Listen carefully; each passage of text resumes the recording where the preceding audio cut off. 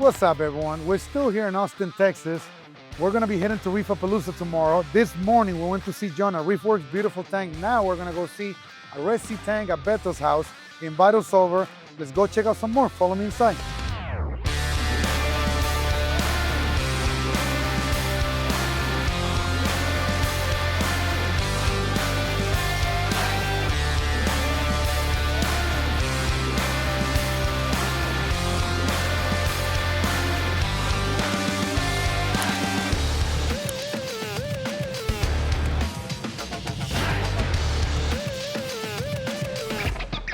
We're here with Beto. Beto. What's up, man? Thank you, buddy. Thank you for having us over, Yes, man. I appreciate it. So let me see, where do I start? You're a Euphyllia lover. Yes, sir. Torches, hammers. It seems like that's your passion. Absolutely. So how long you been in the hobby? I say probably about a good year and a half, 2 Yeah. years, about 18, 24 months. Not that So long. fairly new to the hobby. Yes, sir. And you're running with it, I can tell. Absolutely, dude. I mean, look at it. Is this your first tank? This is my fourth tank. Fourth tank in a year and a half? Yes, sir. So what was the first tank?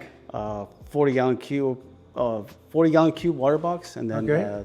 Red Sea 360, and then this one right here, which is Red Sea Reefer 450. I love it. How big is this tank? This one is a 92-gallon display, and then a 24-gallon sump in the bottom. Looks beautiful, man. Beautiful. Yeah. How long has this tank been running?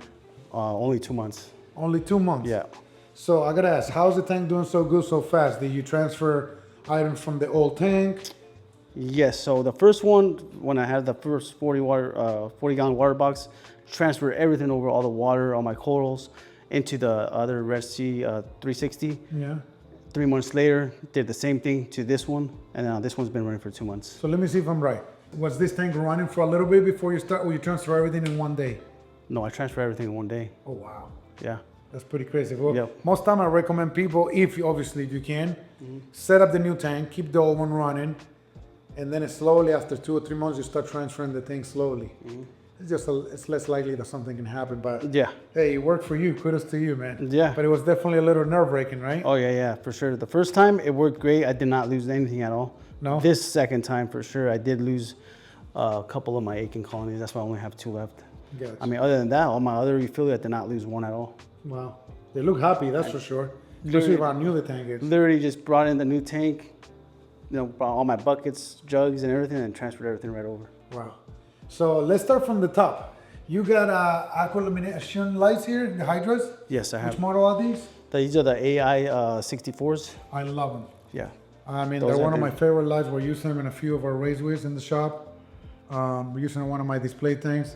They're phenomenal. I'm super, super happy with them. Yep, For me sure. too. How many hours a day do you run them? I run them about 10 hours a day. 10 hours? Yep. And do they start like blue, then white goes on more blue? Is that? They both ramp up at the same time for about 2 hours. Towards the end of the day in the evening, I think at 6 o'clock is when the whites shut off. Gotcha. But throughout the whole day, they stay all of one shot, all the way through, I think 10% white and then 100% blues. So let's talk about your fish a little bit.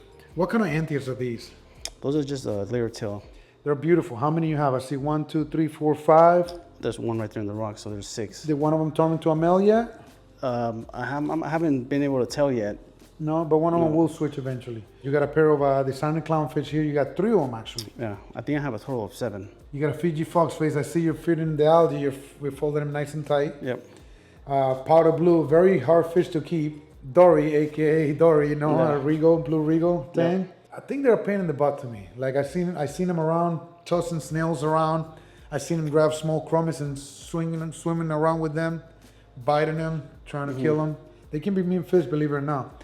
Then you got the purple Dory backpack there. Yep. I think you got just the right amount, not too much, not too little for the Yes. size tank. It shows you don't have a speck of algae in here, you know. I'm super happy the tank. How do you keep your sand so clean? I gotta ask that. Just my cleanup crew. I think I have about a good 30 blue-legged hermit crabs, Yeah. a few red-legged hermit crabs, and then I don't know, at least 20, 30 snails also. Any sand sifters? Nope. And I got cleaner shrimp, a fire shrimp, and then 2 peppermint shrimp in there as well. So a lot of critters in there. Yes, sir. They do a good job in keeping my sand clean. And flow, it's not too crazy, but these torches are loving it. You say you have 1 gyro power head over there. Yep. And then you got a small little like a C-shape power head. Yeah. Is that it? Just those 2? Yeah, and then just the return.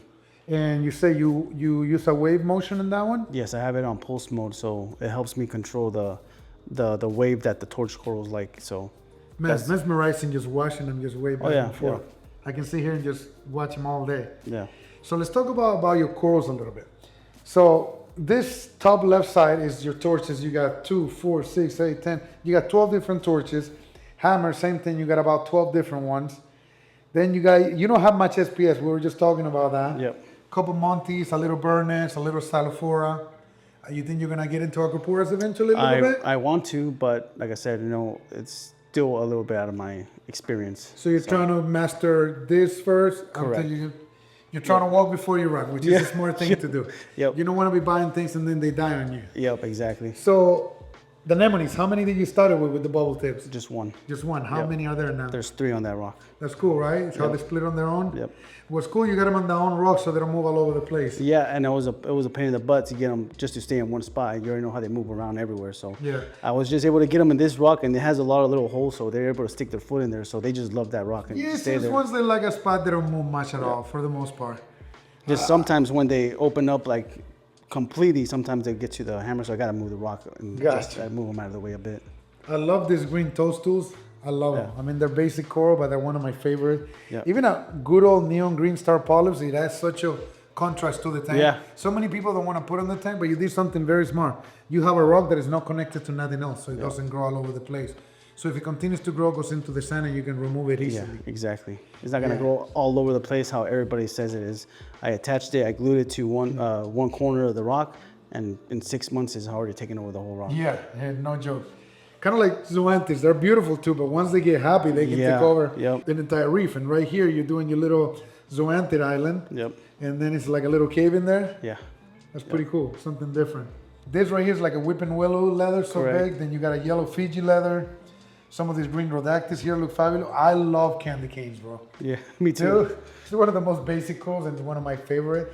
The way they grow, the way they puff up. Yeah. You can never go wrong with Ricordias as well. You got like a little pink one, you got an orange one, a little green one with a purple rim.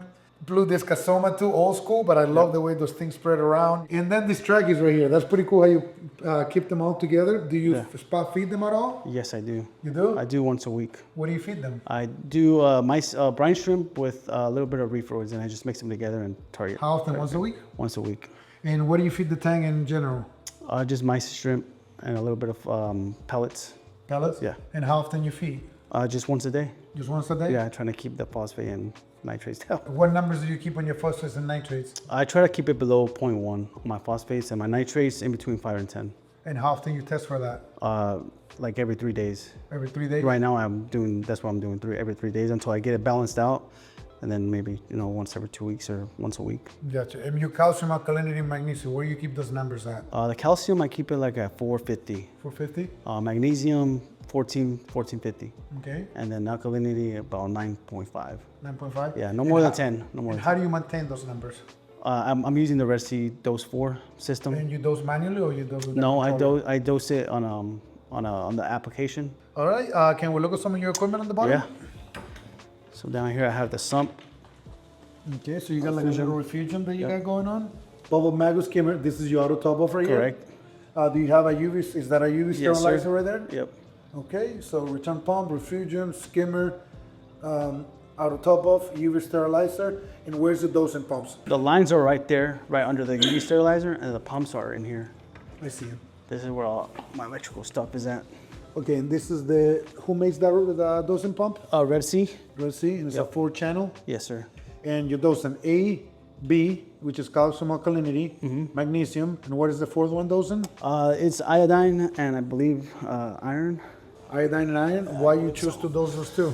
That's just the ones that that it came with. So now my buddy Rick Claw from Reef in San Antonio, he's recommending me to do the new program, which has I think 6 elements.